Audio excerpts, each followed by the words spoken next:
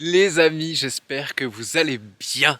Aujourd'hui, je vais vous faire une vidéo assez simple parce que d'une part, je me suis rendu compte que je vous avais pas donné toutes les infos sur ma R8 quand j'ai fait la vidéo de présentation avec Enrico. Et d'autre part, je me trouve sur la route Napoléon, qui est une des plus belles routes de France, peut-être une des plus belles routes du monde, pour rouler avec une supercar. Il se trouve qu'aujourd'hui, on est dessus, il y a un ciel bleu, une supercar avec un V10 Atmo, il est temps d'aller s'amuser un petit peu et de se dégourdir les pistons. Donc pour ceux qui ne l'avaient pas vu, je vous représente un petit peu mon Audi R8 V10 Plus que j'ai acheté en fin d'année dernière, ma première supercar. Et donc cette V10 Plus, celle-ci c'est un modèle de 2014 et c'est le modèle qui a été produit entre 2012 et 2014. Il se trouve que c'est aussi un des modèles les plus rares parce que c'est les derniers modèles de la première génération. Il y a eu la première génération de, je sais plus, 2009-2010, les premières V10, 2006 ou 2007 les premières V8 et ensuite en 2012. Fin 2011, il y a eu un facelift et elles ont été commercialisées de 2012 à 2014 avec ce facelift. Et il y en a eu très peu de produites, que 2 ans au final. Avec le V10 Atmo et le facelift bénéficiait de la boîte à double embrayage S-Tronic. Grosse amélioration par rapport à la première génération. Après celle-ci, on est passé à la deuxième génération qui était plus anguleuse, qui ressemblait un peu plus avec une Lambo et qui aujourd'hui se termine avec la V10 Performance et la V10 GT qui signe l'arrêt, la fin du V10 chez Audi. Un peu triste. Donc je ne l'ai pas acheté pour ça, mais il se trouve que c'est peut-être un bon investissement parce que Audi a annoncé l'arrêt de la R8 à moteur thermique. En tout cas à moteur V10, c'est sûr, non hybride, non turbo, etc. C'est fini. Il n'y aura plus de R8 comme ça. Donc en plus, elle s'appelle V10 Plus. Donc tu as la lame en carbone ici à l'avant. Les rétros en carbone. Les disques carbone céramique de série, elles freinent très bien, croyez-moi, vous allez voir. Les grosses sideblades en carbone, ça c'est vraiment ma pièce préférée sur la voiture. Surtout qu'après sur la nouvelle, ils l'ont perdu ça. C'est devenu en 2 parties. Elle est très bien chaussée. Michelin PS4S sont de rigueur sur cette voiture. Et à l'arrière, le clou du spectacle, c'est ça, c'est le V10. Ah, je vais vous l'ouvrir. Alors pour ça, petite astuce. Si j'ai la clé, c'est mieux. Il faut mettre le contact. Et il y a un petit bouton juste ici derrière la ceinture.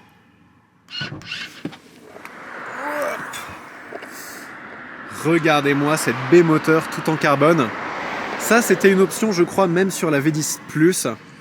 On a vraiment tous les caches moteurs en carbone. Et ici, le V10 5 litres 2 atmosphérique.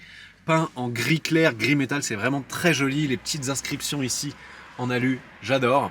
Et la petite vitre qui permet d'apercevoir quand tu conduis ou quand tu es passager, le V10 juste derrière toi. Vraiment, ça c'est le cœur, la pièce maîtresse de cette voiture. Et vous allez voir, ça chante. À l'arrière, donc le facelift bénéficie des nouveaux feux un petit peu 3D qui inauguraient les clignotants à balayage, un immense diffuseur en carbone, et d'énormes lance-patates. Regarde la taille de ma main à côté. Voilà. Va te faire un dessin. Sans plus attendre, je vais mettre les caméras et je vais conduire sur cette route Napoléon. Je vais vous donner mes impressions et à la moitié de la conduite, je vais passer en POV, je vais mettre la caméra sur la tête. Comme ça, vous pourrez avoir l'impression de piloter mon Audi R8 V10 Plus sur la route Napoléon. C'est parti. Ah non, attends, c'est pas encore parti. Si t'es pas encore abonné à la chaîne et que le contenu te plaît, je t'invite à le faire tout de suite, à me mettre un pouce bleu et à me dire ce que tu penses de la vidéo dans les commentaires. Maintenant, on y va.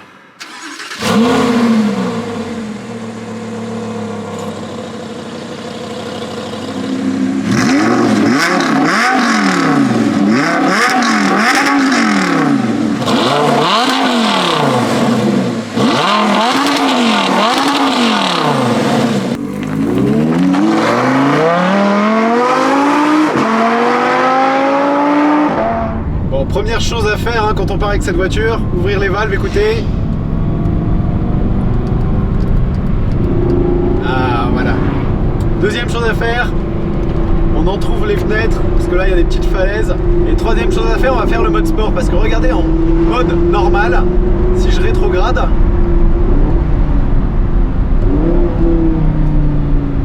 ce que ça fait. Si je mets le mode sport, tout de suite plus violent et beaucoup plus agréable.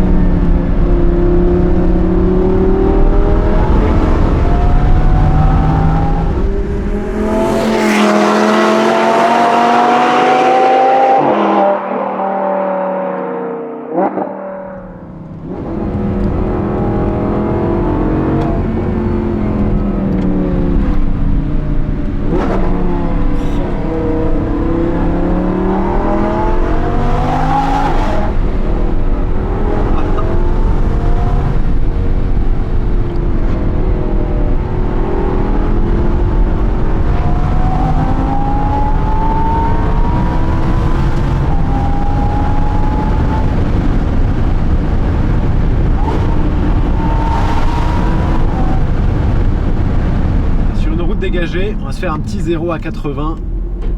Exercice que je n'ai pas encore fait. Attention, c'est parti.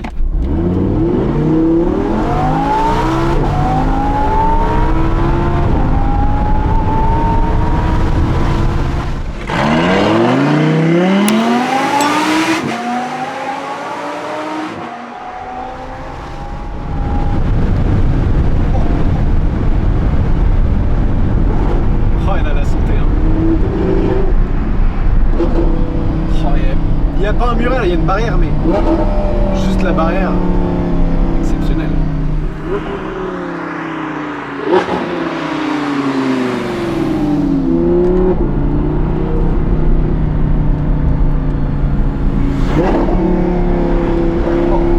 Ah, le mode sport, mais...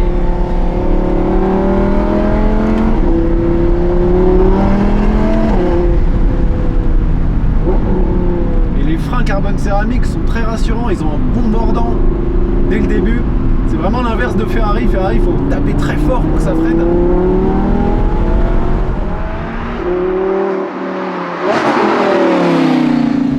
Ici, il y a un mordant initial qui est très rassurant.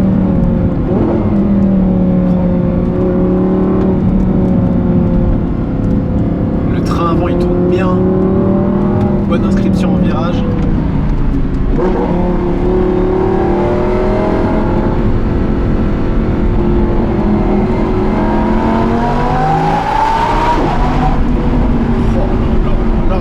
Ce moteur est enragé. L'avant, il est bien guidé. La voiture est bien suspendue. Franchement.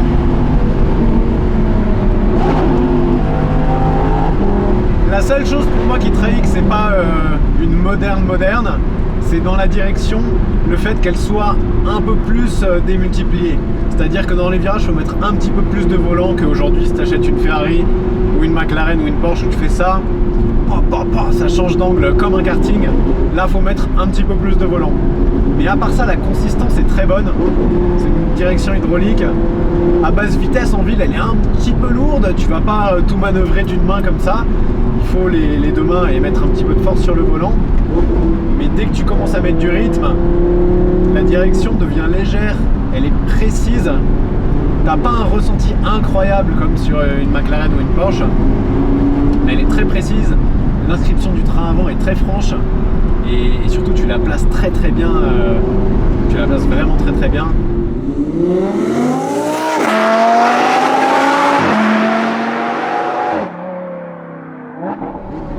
Et des bons pneus, ça change tout aussi. Hein.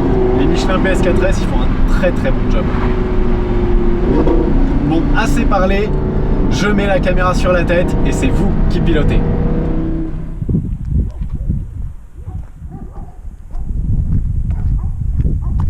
Ah, je crois qu'on a des fans de la R8 là-bas. Les petits toutous.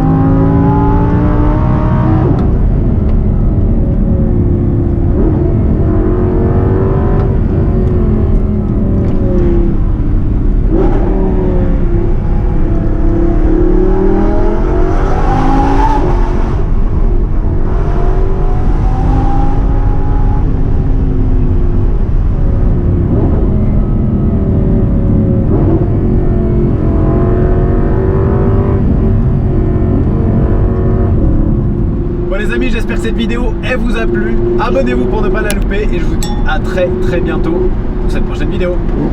Ciao.